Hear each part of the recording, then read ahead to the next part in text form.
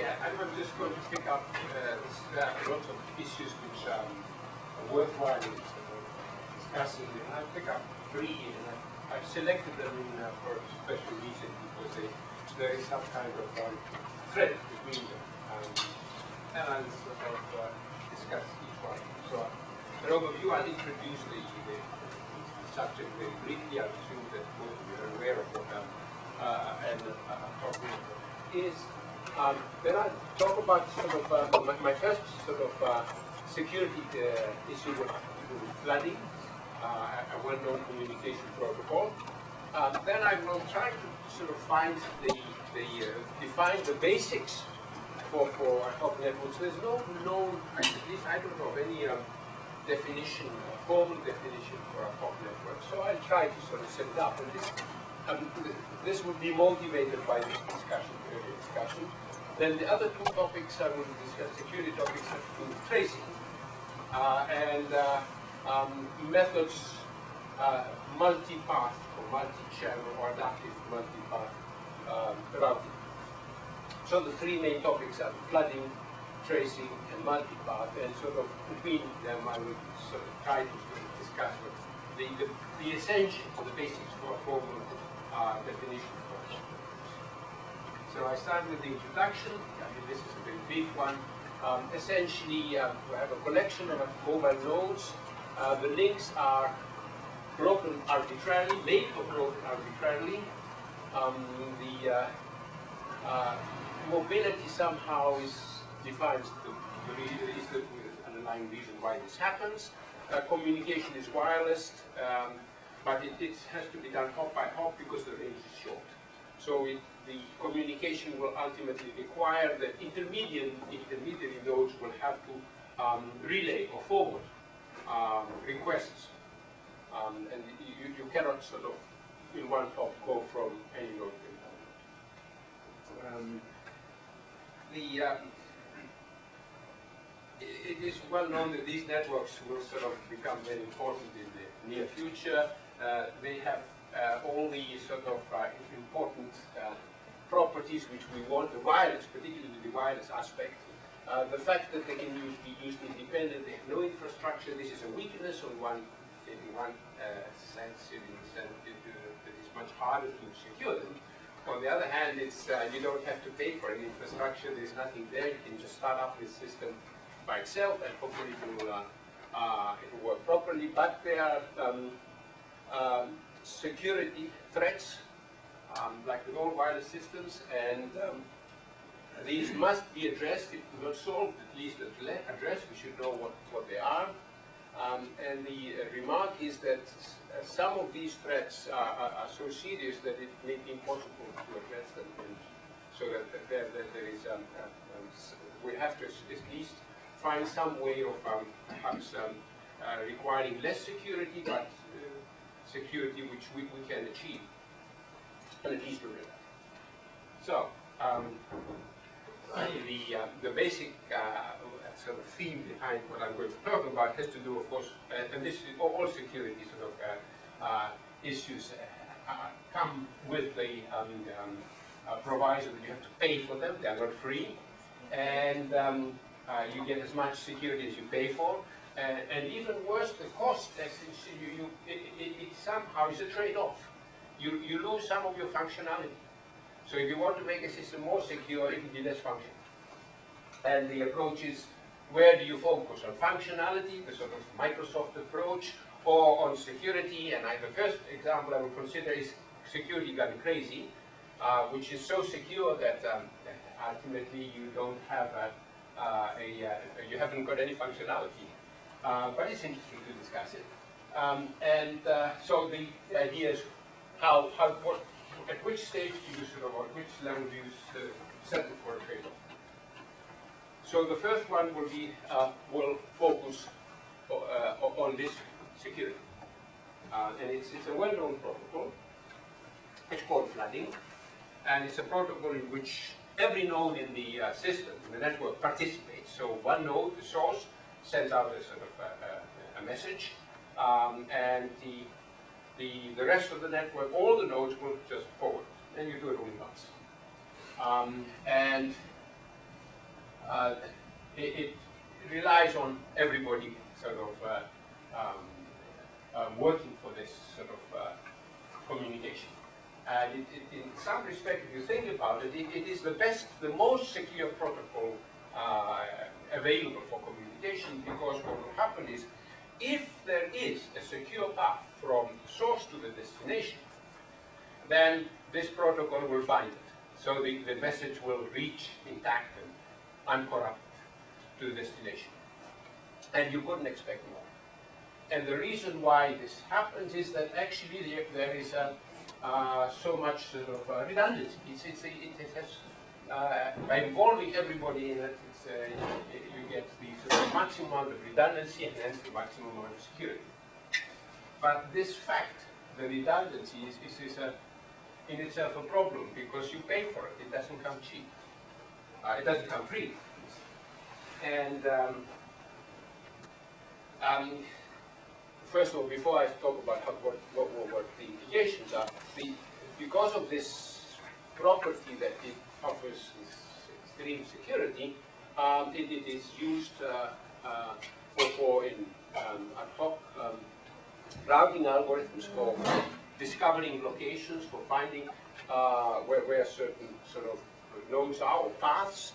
And particularly when you have malicious calls and you just want the redundancy, it's also used to sort of, in desperation, to get the sort of a message or a path message on to some destination.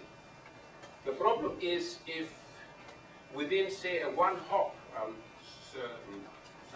distance of a given node, if the number of nodes is extremely large, what will happen is when there is a call for this flooding, and every node within this one hop, they all hear it, they will all sort of respond to it, and then you may find that the flooding becomes impractical. Indeed, what you make is, the word is storm, broadcast storm that you use. So essentially there are so many collisions that the whole system just, you have system failure. You can't do it. And it's a kind of, it ends up being a denial of service attack, but the denial of service is not part of the sort of, not caused by the faulty nodes, by the adversary. It's caused by the honest, the legitimate node, because everybody wants to help and forward them relay this message, which has to be flooded. So how to deal with it? So if too much security causes problems, and if it balances the scales in such a way that you get only security and no functionality, and this is stupid because then it's like sort of securing your system by isolating it from everybody, so you can't talk to anybody, and therefore you by definition secure as secure as can be. So there are ways to deal with it. The reason is there's no reason why everybody should participate in relaying, forwarding, propagating this message. You could do it in a selective way. So how do you, and the protocols which do this are referred to sometimes as gossip protocols. And to be more precise, gossip usually refers to protocols which use a probability. But I will sort of use it also for deterministic ones.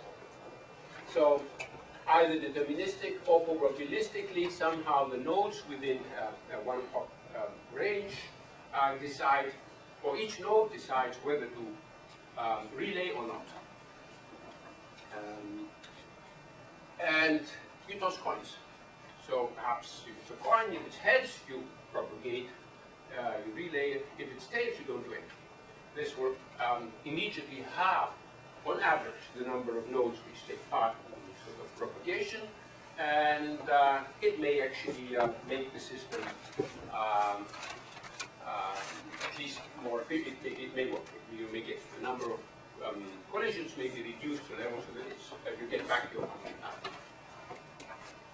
The problem is that why a half, not a quarter, why not three quarters, why 80% or 90%? So there are various approaches. One is fixed. You decide whether it's a half, 90%, or whatever it is.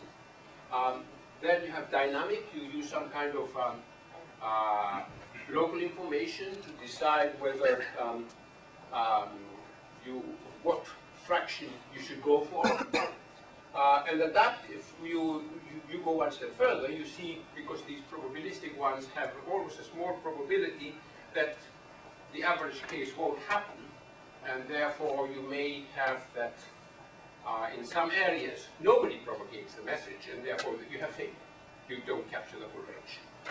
So adaptive would be one in which you can have, well, to avoid that happening, of course, you can increase the number, your probability, so that chances that nobody will sort of relay the message in a given area are small, and therefore it will still work. But the adaptive one is a little bit better because you don't have to increase your probability, you just adaptively respond to it. So I will sort of discuss a very special approach, one way of solving this problem, and it will be based on a cell grid. So what I'll do is I'll cover the Euclidean plane with hexagons, regular hexagons, all the same size, like this. And the idea is the following. All the nodes are in here, and I'm just assuming that the density is very high. So on average, say in here, there should be a large number of nodes. This is typically a sort of a one-hop area. This is a node, and this is the sort of broadcast range, one hop here. And the size of these hexagons, I will have to decide. I will optimize. I will try to make them as large as possible. And the idea behind this approach is the following. I would like to have one node in each one of these hexagons to be active.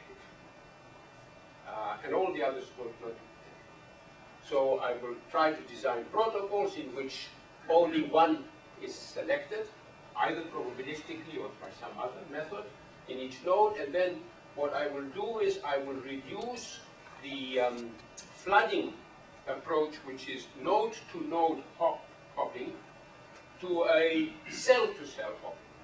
So my thinning out will be that I will actually regard this as effectively one node.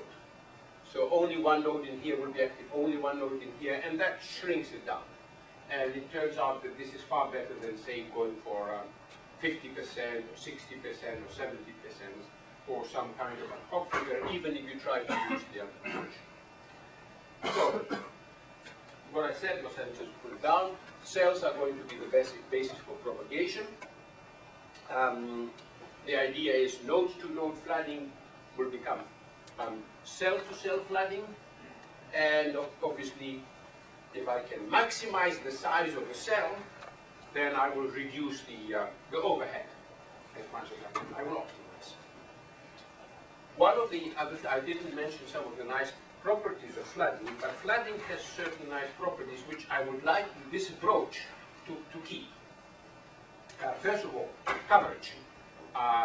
Flooding covers the whole area provided there's connection, the whole connected area, connectivity. I would like to preserve it. I wouldn't want to restrict myself to a smaller range. Two, flooding has a nice aspect. It finds the shortest path.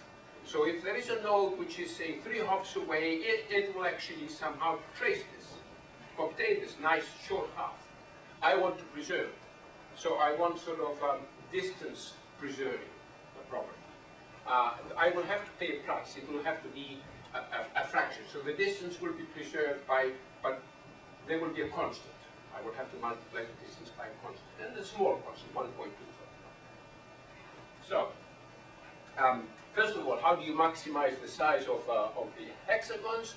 Well, what you want is if one node in the one hop is active, then what should happen is there should at least be one node in the other hexagon which is active. And what may happen is in the extreme, they could be as far as this, and therefore this distance should be one hop. And if you work it out, it turns out that the size of the edge of the hexagon must be roughly a little less than a third of a hop. So this is a little less than a third of a hop, 1 over root 30. And this is very simple mathematics. My first protocol is a very basic protocol. It aims to do the following. It aims to, the background assumption is this. There is some knowledge about the density of the network. More specifically, there is a lower bound, at least n naught. Nodes are assumed to be in every hop circle. So what this one will do, and it also, so this is where the n naught comes. This is the number of nodes in this dense network in one hop. The k is a constant, it's an integer, 1, 2, or 3. 1 I will put it there, so 2 or 3. And the reason is this. This is a probabilistic algorithm. What I would like to do is I would like to have k nodes. I would like it to select k nodes in each cell. Why not 1? If I put 1 and my probability fails, then it won't go far enough. If I put 2, then on average there are 2, then the probability that they will be less than 1 is smaller, so that's how I do that. So this is the case. This is how many, the number of nodes, the average number of nodes I would want to be in each cell. And the 5 pi comes from somewhere else. I optimize the size of my cells, but there are still 5 pi of them in each one hop range, and we do this. It's a simple mathematics. So if you do this, if you choose it with this probability, what will happen is on average you will get k nodes per cell, where k is an integer, a small integer, and then you get this probability of success, and the probability of success has to do with covering the whole range, of course. And it's not very satisfactory, because if you think of k to be 1, and this to be a large number, you can see that this is not a very good approximation. But it is a first approximation. So, how do I improve it? I make it dynamic. These are all the sort of, they will lead on to a much better result. So what I do is I try to, at any point in time, to count how many neighbors I have. So I call out and I say,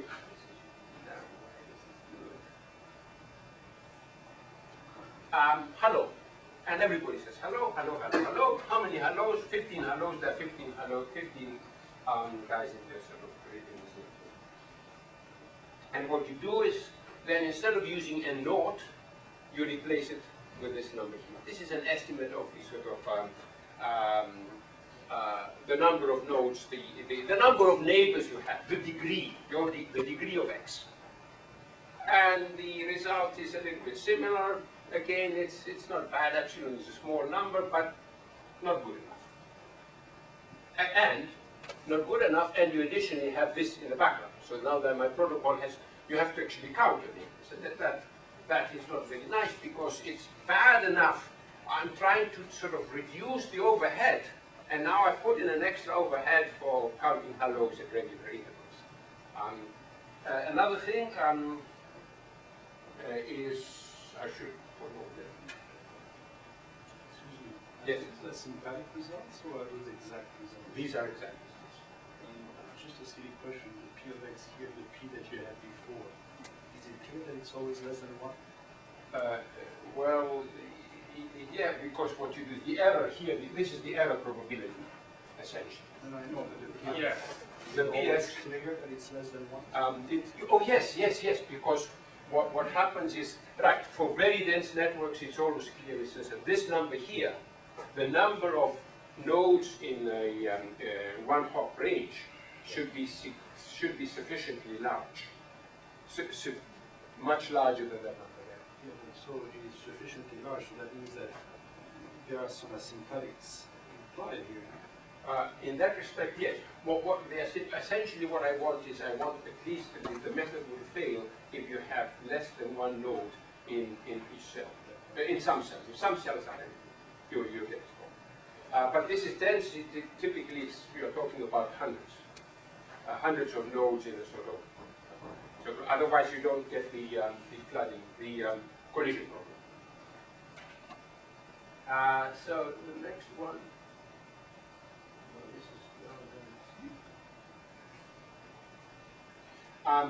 This is adaptive.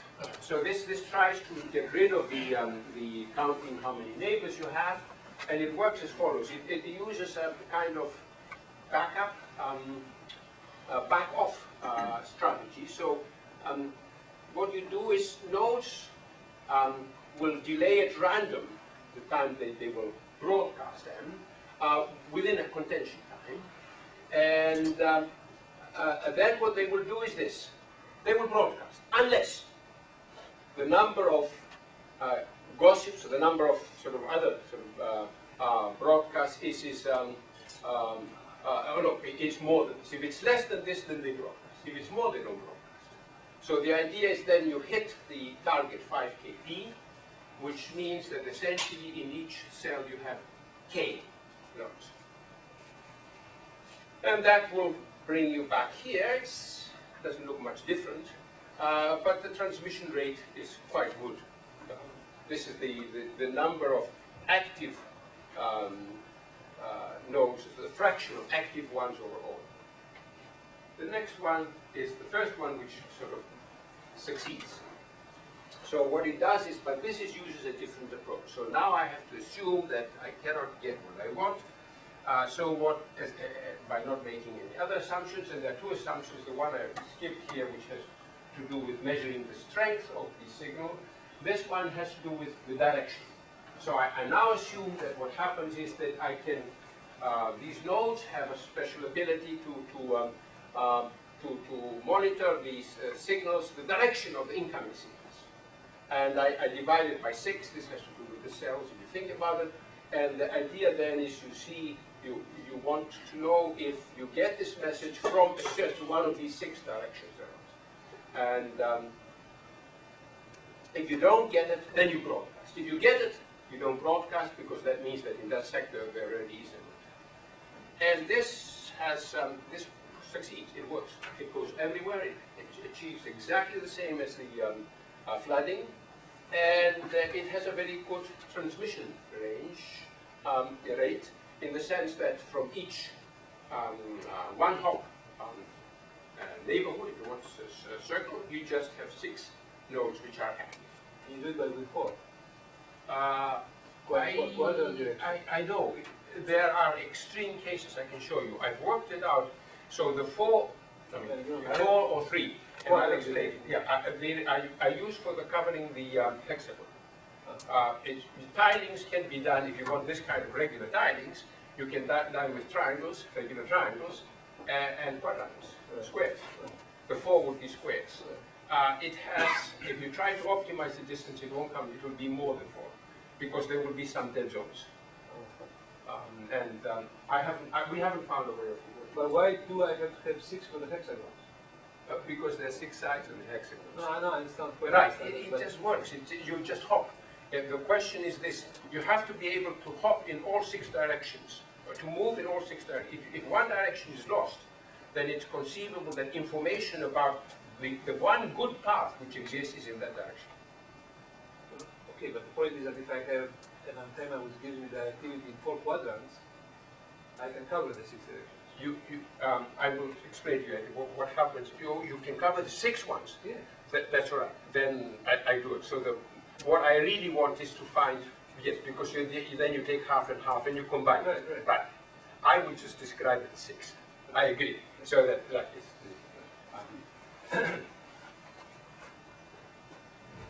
I'm just thinking, maybe you say that this has the effect of, I think my method would go as follows. I would use your 4 to fine tune it and to get 6. And then the reason I'm asking is because the more directions you want to have in the antenna, the more expensive it becomes. I agree. And it could be that, you compromise. You get, it maybe for 4 you have to go for a smaller. And as you say, it succeeds, you have the theorem. Yes, probability 1. Right? With probability 1. Yeah. It's nice.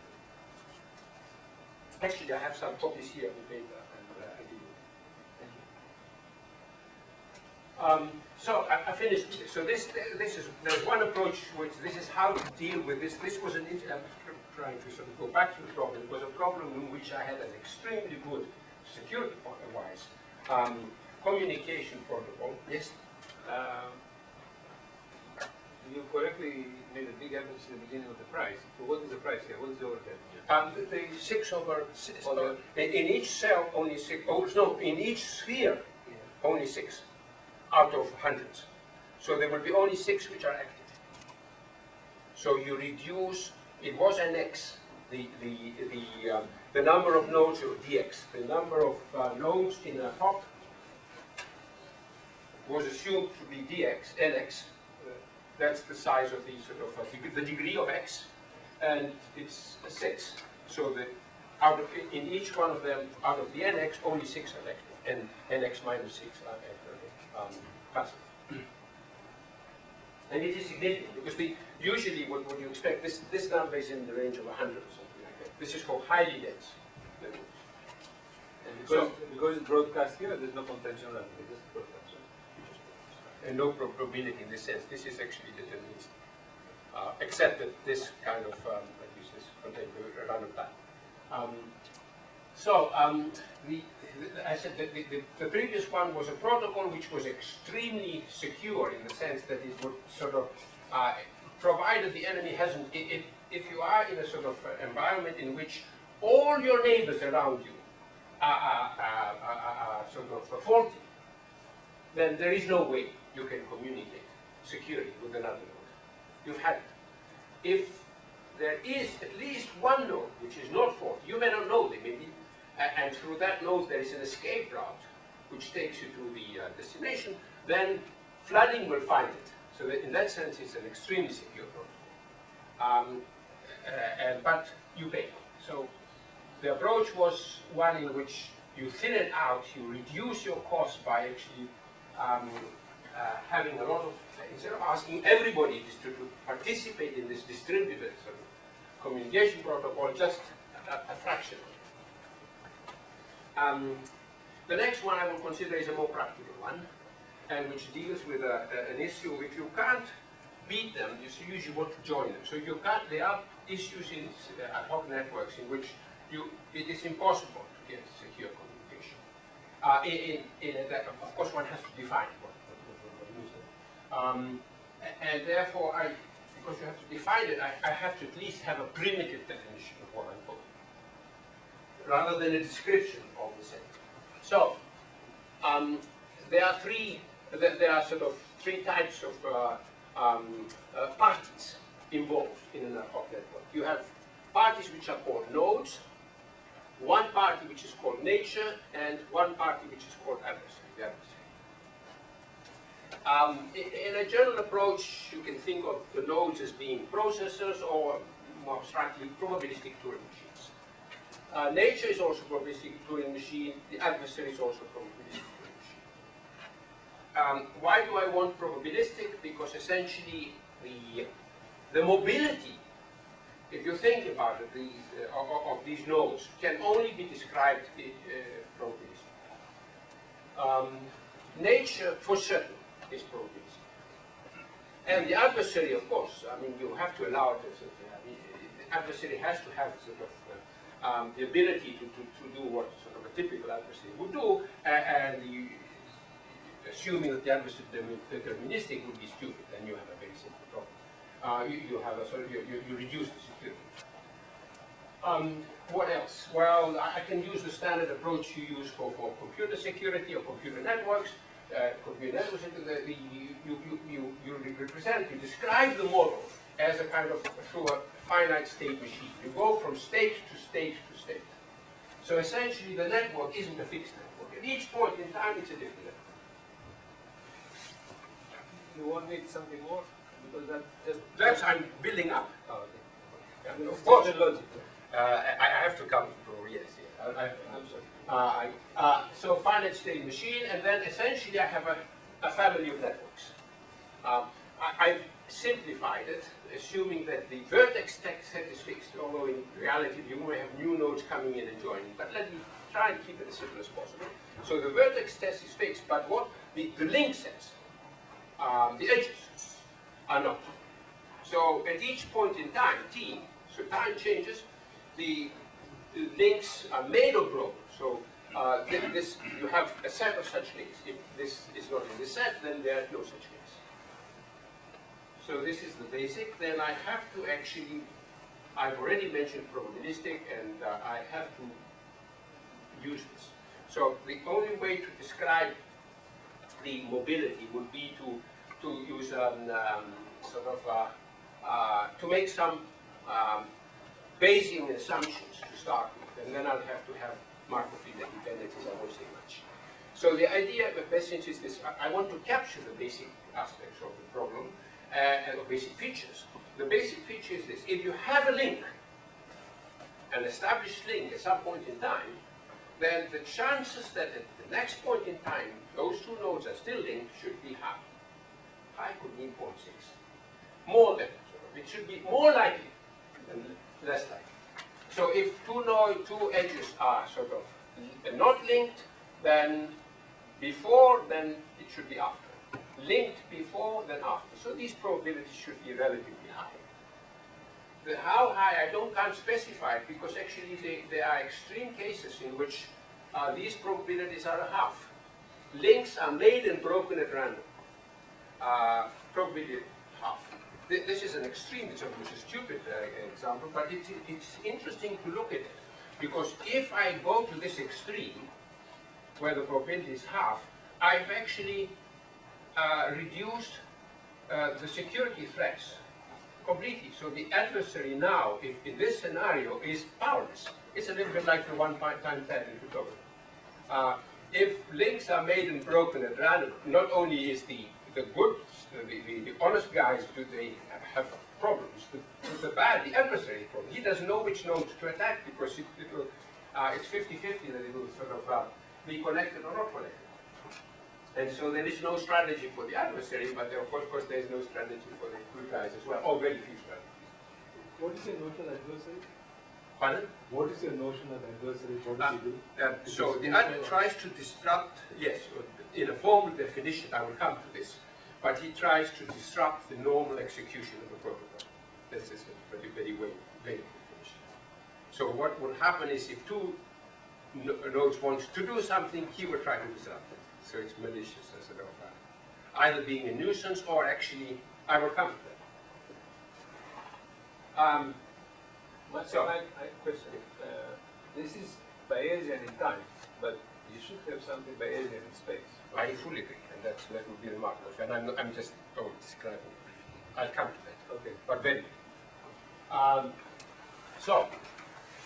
I just want to point out that this definition, at least at this stage, is so general that you can reduce anything to this, more or less.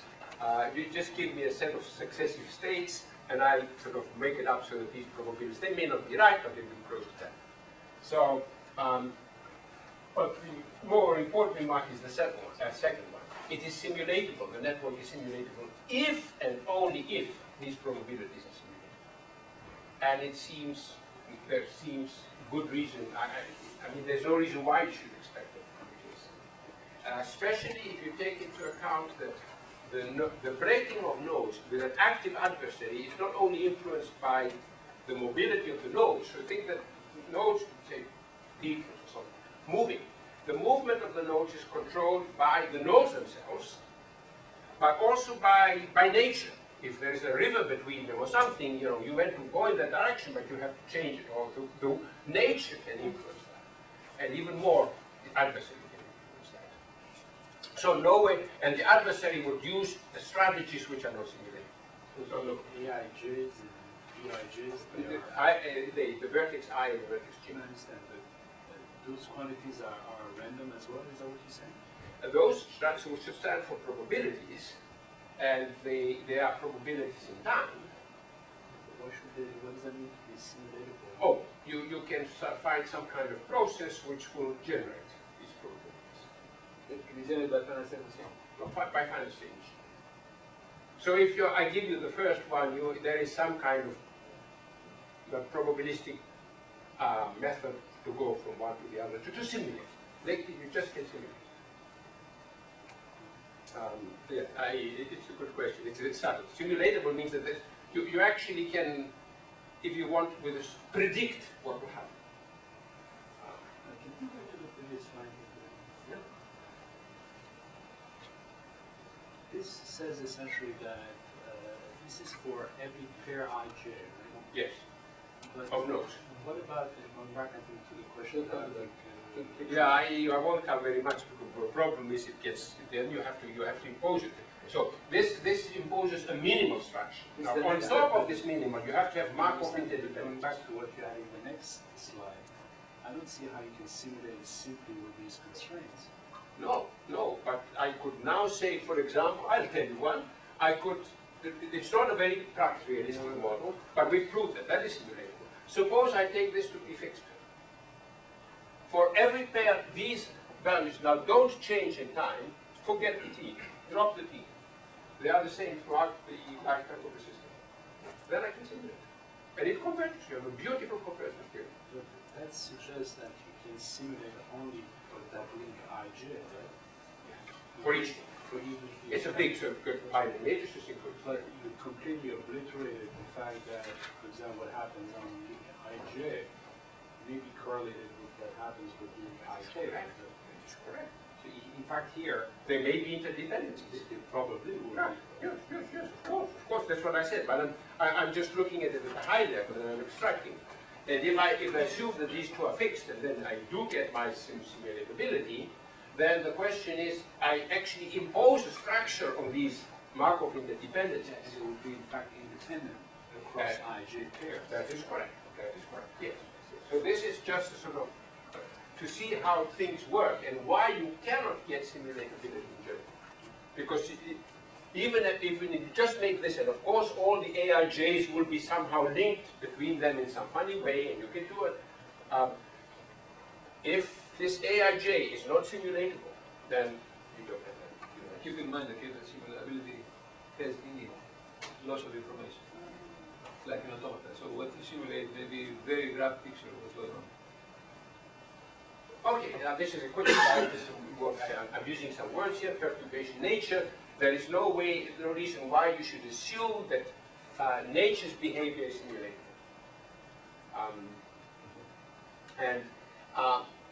I originally used Actually, you shouldn't.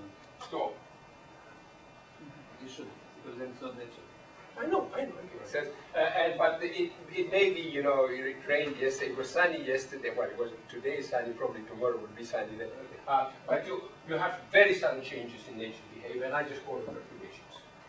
And a perturbation is just whatever you want during that period. You may then come back to sort of a nice period where you have simulatability, and then another perturbation and so on. So this is as far as I will go. In the paper I have some copies. There are some kind of results which you can prove, you can use to prove convergence results. I mean, it's always nice if you do this kind of model with Bayesian and Markov interdependencies to see what you can get almost free by just making minimal assumptions. And you want a kind of nice convergence results. Especially if there is simulatability, you usually would like to have this kind of convergence. The next thing I will talk and introduce you to the next problem is this has to do with faults. And in an ad-hoc network, there are two kinds of faults. There are faults which are caused by the ad-hocness of the network, and faults which are malicious, called by the faulty nodes, which we went to by the enemy. And I'll first talk about ad-hoc faults. Both are equally difficult to deal with, because as it's well known, I mean, trying to sort of functionality problem with ad-hoc networks is in itself a serious problem, not to mention security issues. So, and that is a problem because these ad hoc faults, which are not malicious, are in some sense unpredictable. Or at least that's what I want, my assertion. So they are caused by a combination of the randomness of nature and the randomness of the nodes. So even if there is a kind of tactical plan between the nodes, so the nodes say this is a mid-environment, the nodes will start off this sort of action with moving in very specific directions prescribed by this tactical plan. The tactical plan never, if you ever work with war games, the tactical plan is a nice plan, but it's the basis where you start. As soon as you get this nature, randomness comes in, then you lose this kind of predictability or simulatability. So you cannot simulate ad hoc faults. you cannot say that you say that a bulb has 2,000 hours life expectancy. That means you can actually simulate it. But you couldn't simulate here. Of course, there may be networks which are simpler ones. If you take that, then of course you can solve your problem, assuming that the generality has been restricted to simulated networks, which may give you an insight. That's interesting. But because you cannot simulate, any approach to use intrusion detection or statistical methodologies will fail for the generalists. Then my second, I think, approach is this one. Oh no, I'll just say something about Byzantine very quickly. Byzantine faults are sort of caused by malicious the adversary. And they may be undetectable because what the enemy can do is that the enemy can masquerade behind sort of what appears to be a normal behavior and avoid detection. Alternatively, and this is the enemy. The enemy is can be very cunning. I'm using words which have been used in the book. So the enemy may play games, or may actually, if you have a protocol which tries to do two things at the same time, say communication and tracing, and the two modes are different, what the enemy will do is attack when there's communication, but keep quiet when there's tracing going on. So there's no reason why you should assume that the enemy is stupid, and when you start trying to trace what the enemy does, then the enemy will sort of just give up. And for the adversary, for the first one, let's take the first one. For the adversary to be able to simulate, you must have simulability, right? Correct. You also must have enough time and samples to actually learn. Yes, it's even worse. So it's impossible. It's actually impossible. Even if you knew, for example, I'll come to, and this actually is a weak statement. Do you have complexity results? No. This is a weak statement, and it stands there only because in the next transparency you'll see what I'm trying to say. It is indeed. I'm not trying to defend it, but in its context it will make sense. So you cannot use statistical intrusion detection, and you cannot use reactive. Even the reactive ones won't work because the enemy is smart. And the only way to catch the enemy is by trapping the enemy, so that the protocol you use for communication is also a tracking protocol. You don't use a different, you use the same. Malicious faults can be extreme. The enemy can be just cause a sort of 9/11, just you do it once, and the next century you do another game. So the next attack will be in a century start. That's the worst kind of situation, because for a whole century you start work, try to protect yourself, and then in the century a completely different kind of attack will happen. Coalitions, the enemy or nodes can conspire, work together, and non-simulatability, I said it. So my second sort of topic has to do with a very specific protocol which has been recently proposed by Auerbach, Holder, and others, and it has in its communication protocol which will also trace. It's designed to also trace malicious nodes. And the approach, this comes back to the remark, and the approach used there is the following. The protocol has two modes of operation, a communication mode and a tracing mode. Normally the communication mode is used. The tracing mode is triggered if there is indications that the enemy is attacking the node. Logically, it seems a sort of a sensible way to do it. So if too many faults occur, that means that you have some kind of rough sort of indication of what too many means. What you do is you trigger the extra tracing one, and the tracing will find it. And what happens is the tracing works a little bit like this. Think of a path along which the message will travel from source to destination. It's a dividing hole. You divide it in half, and what you do is you see if the fault, the malicious fault, is in the upper half or in the lower half, and then you halve and half and half, and in log n steps, where n is the length of the node, you should actually have traced the fault. That's the thinking behind. The problems, there are many problems in this approach, but it is the reason why I'm mentioning it is because it's typical of the approach which is sometimes used to secure such protocols. So, the fact that two modes are used is crucially wrong. It's fundamentally wrong, in the sense that you assume that the adversary will be stupid. When the second mode, the tracing mode, will be triggered, the adversary has already done the damage. The adversary will be quiet, formless, he won't do anything. Indeed, there is a worse thing the adversary can do, is you can play this sort of a cat and mouse game. So if there are two nodes, one in the upper half and one in the lower half of the path, what will happen is the enemy can shout out, here I am in the upper half. And when you go to find the one in the upper half, it's just quiet. Then you hear the other one in the lower half, here, come here, and there. So you hop from the one to the other. So the idea is that the enemy can use this protocol to frustrate detection. Just wait, the wait time will be wasted, nothing will come out of it. How to fix it? Well, whenever you want to fix these things or define if this protocol is a different one, first of all, there won't be two modes, there will only be one mode. The mode will be communication. And if communication fails, there will be a trace left, which is sufficient to determine, to find the faulty modes. So it uses a sort of, I call it the watchdog channel, it's an eavesdropping channel. So if B broadcasts something, sends something, this message to C, what will happen is it doesn't go, it's not direction. Something will come back to A, and A will be able to eavesdrop on the communication.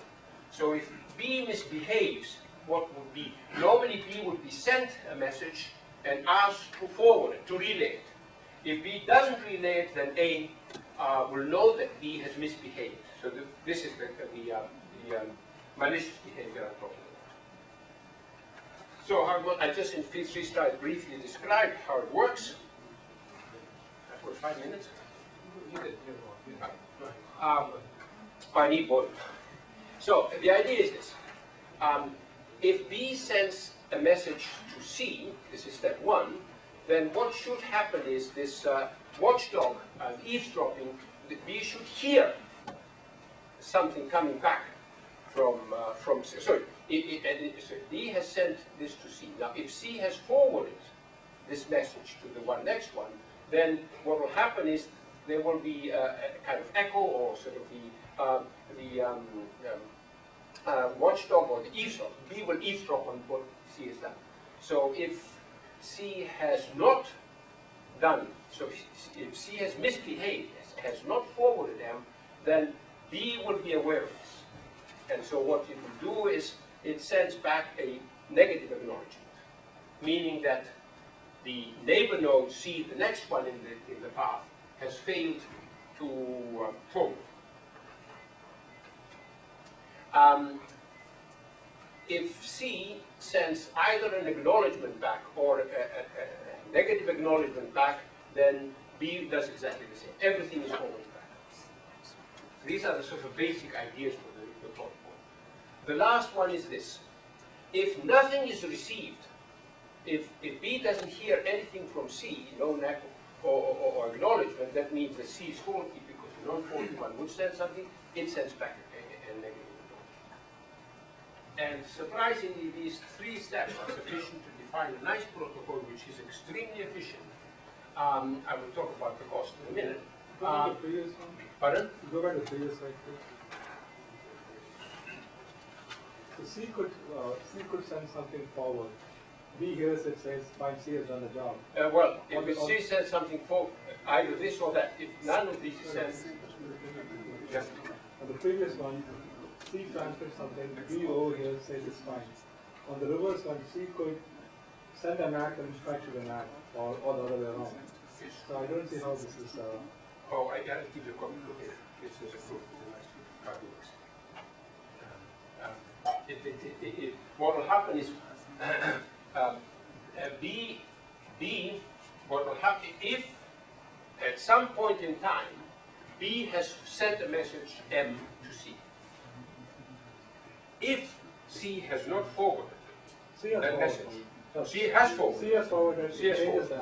Then it goes on and on and on. Right, then eventually, when it comes back, what will come back, an acknowledgement will come. If it eventually reaches the destination, then an acknowledgement will And come back. when it comes back to C, C changes it and sends it to B. Changes it and says what? Let's say C gets an act from B, and C, instead of sending the act to B, makes it an act. Right. the protocol will trace. This is malicious behavior. Changing is malicious behavior. So it will trace this one as the bad one, although, as quite rightly you point, there's another bad one further down. You only trace one. You trace misbehavior, and you trace it this way. Then it is conceivable that there are more than one bad ones. The protocol will trace one. Indeed, it will. Inside the neighborhood, you always know whether what you went through is malicious or not malicious. But you don't know where it is, but you know that outside you something bad happened. Yeah, what you do is you trace this. So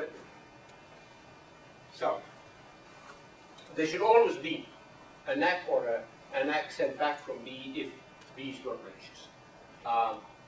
If the source gets back a NAC, a negative acknowledgement, that essentially means that whoever signed that negative acknowledgement is the one who knew that the one in front behaved badly, and the unfortunate thing is that you don't trace the malicious itself, because what will happen is this.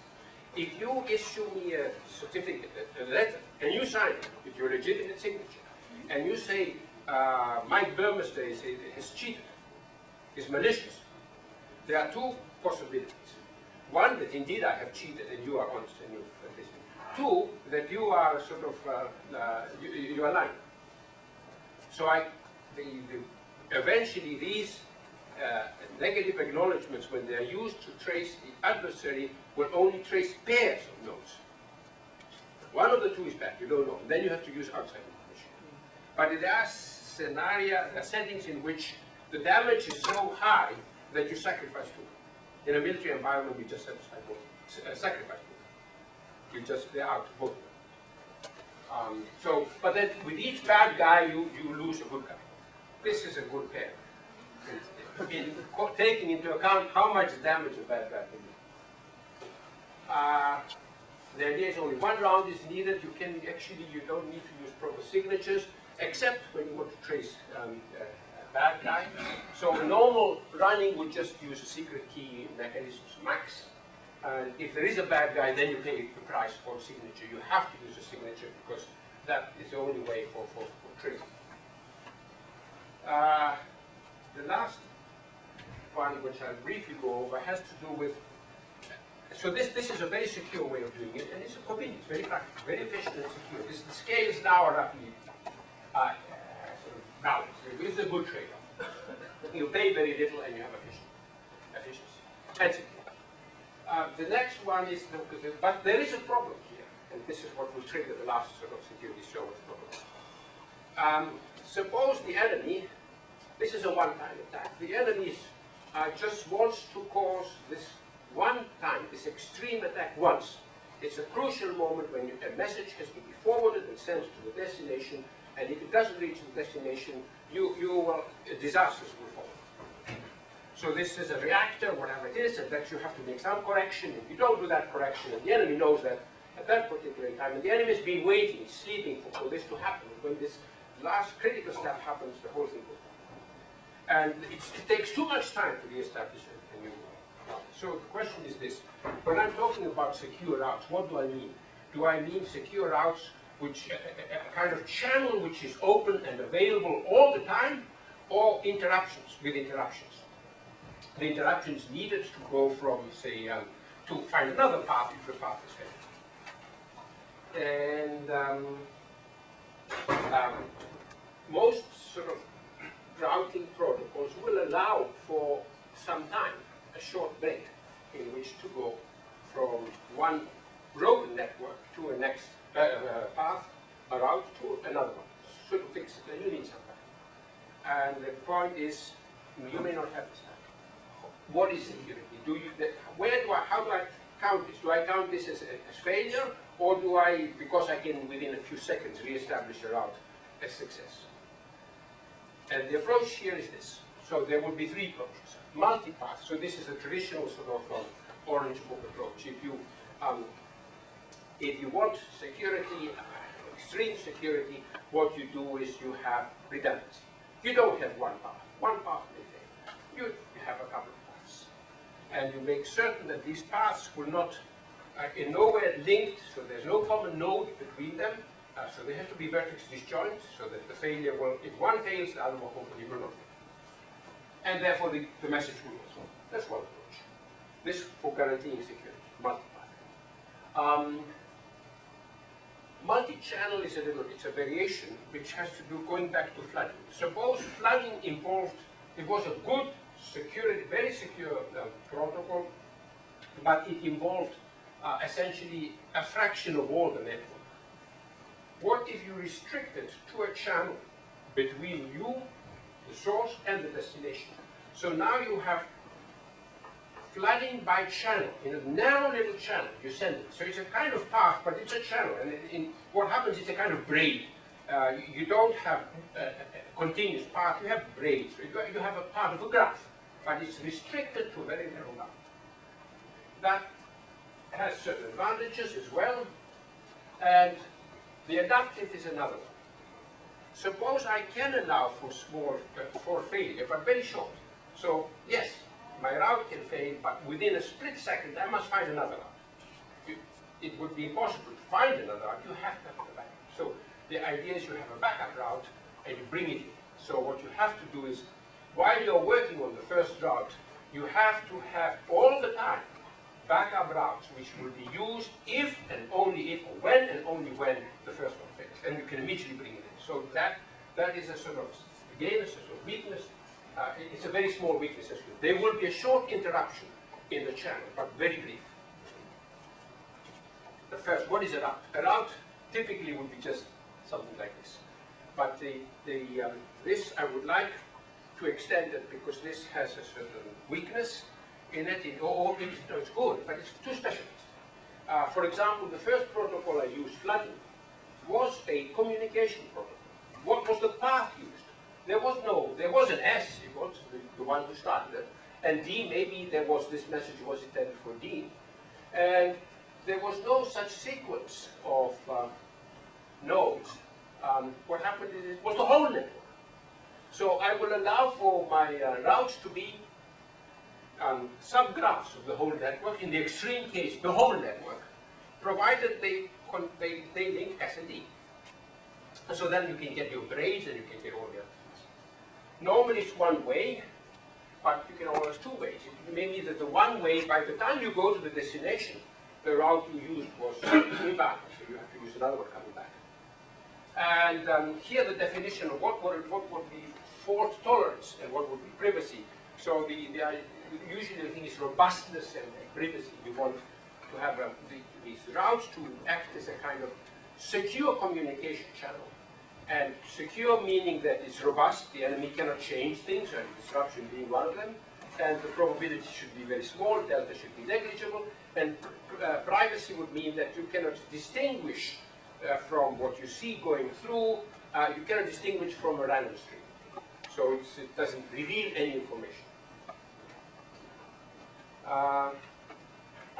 So how the multipath uses essentially, the routes used in multipath are sort of coming to either braids, subgraphs, or channels. And essentially, the way is you try to use k plus 1, k being small, usually sort of 1 or 2, vertex disjoint paths to be included in it, or spatially disjoint if I'll talk about what I mean in a minute. And you have to use proper encryption mechanisms. Encryption mechanisms usually, what you have to do is it has to be encrypted with the key of the destination, so that the destination can be encrypted, and then signed with the key of the source, or something like that. This is critical. These things, these are quite extreme. So I'm now talking about some simple such protocols. The first one is called geodesic. What is required here is that every node in the network has a sort of node can find its position, so global position, but will not reveal it necessarily because that exposes the node. And then the idea is this: the source will somehow have to know whereabouts the destination is. So that can be achieved using flooding. You encrypt the message, which only the destination can decrypt, and then the destination sends you back a rough estimate of its position. In the ideal case, its position. Then what you do is you work out a circle which goes through the source and the destination. And what you send in your packets are just the center of the circle and the radius, no more. So it's very little state information is revealed, just the center. So what nodes in the middle will know that the sender and the receiver are somewhere along this circle. Nothing more. No more location information is revealed. And what you can do is you can then replace the circle by a sort of circular channel. And every node in the circular channel will flood. So you promote, but it's flooding restricted to a narrow band channel. Color graph is another interesting approach. The nodes, the force which may occur, the malicious force may be of a very special nature. For example, let's assume that all nodes use a processing system developed by a particular software firm, say Microsoft. And the attacker has found a way of breaking into Microsoft. Then the attacker in one go can actually destroy the whole system. So what you do is, again, this is the Orange Book, you have a certain amount of redundancy, you require that no two nodes use the same operating, the different operating systems are used. And then you color the nodes according to your operating system. And then you use paths which have the same color. So what would happen is if the operator or some particular common feature of these nodes is all sort of affected, sort of penetrated by the adversary, then that path will go. In any case, you don't care. The other one uses a completely different system. So you have another choice. The complexity is with this is extreme. Extreme. Because it would be equivalent to color to graph partitioning or to color it. There has to be. These are all ideas. The other one, on the other hand, is quite practical. Adaptive multi-channel. So this is idea to use clever mathematics for finding extra paths. So you find the shortest path. That's very easy. The question is, it may be that shortest path is sort of corrupted. So you have to have some backup path. So there's a sort of famous algorithm which is used for this purpose. It is intended for fixed networks. It carries over for mobile, non-fixed infrastructure networks. And the only difference is here, what you do is you don't stop your search. Most of these programs which do like this, you stop the search once you found the shortest path. Then you don't go any further. This time you go a little bit further. You have to have another backup path. So you find the backup path, and essentially you have to, but the advantage is you start almost immediately you found the shortest path, like the other paths. So this is used, and you can start using your path right away. And what you do is, however, in the background, you at least compute another path, which you work out to be vertex disjoint for the first, because if the first fails, that means that a node on the first one is faulty, and you don't want that node to be on its replacement path. If it fails, then you already have ready a path, and you use it right. And that's the idea. And I put these on the workbench.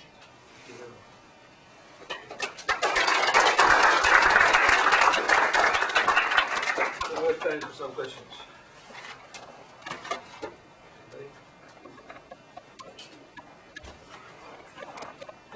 To what extent is network size and scalability an important factor in some of the security and the performance aspects that you mentioned? It has. It is a very important, and it goes back to scalability is part of functionality. It's a metric for functionality. And if it's unscalable, I mean, I can design a system which is very secure but totally unscalable. And then the balance is the trade-off is not acceptable. So you are assuming a certain size of network and density of network in the approach that you design? The scalability can be defined in different ways. If it's defined as a complexity theory-wise, log n and so on, then the idea is you have n nodes and you want log n in that way. So that didn't work. That kind of scalability works. But there is another scalability, well, a more practical one where even if it's log n may be too much, and linearly what that problem. But ultimately, the middle protocol, the middle one defined, is very good. It's perfect. But the others, the last one, the last ones are very expensive, except for the geodesic ones.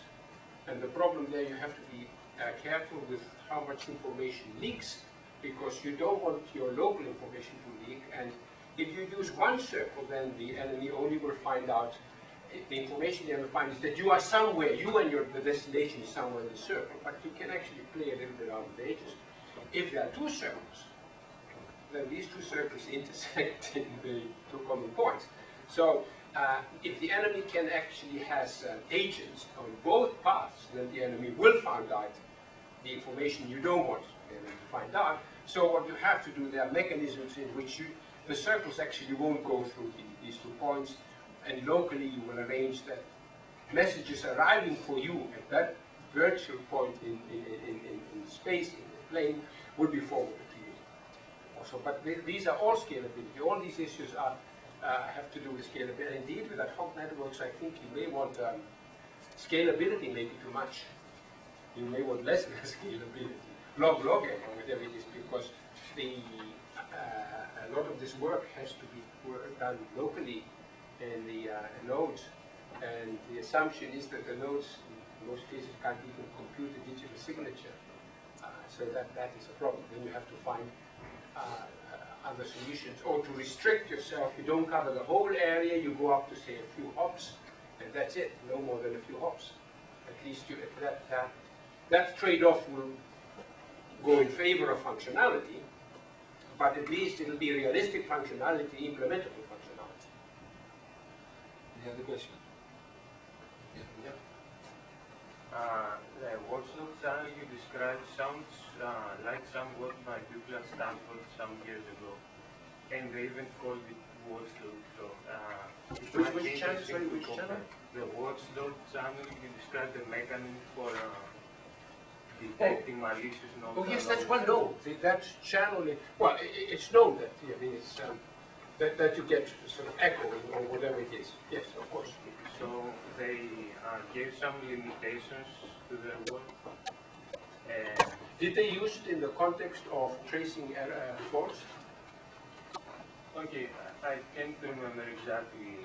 I know the work. It's not that it is one of the primitives.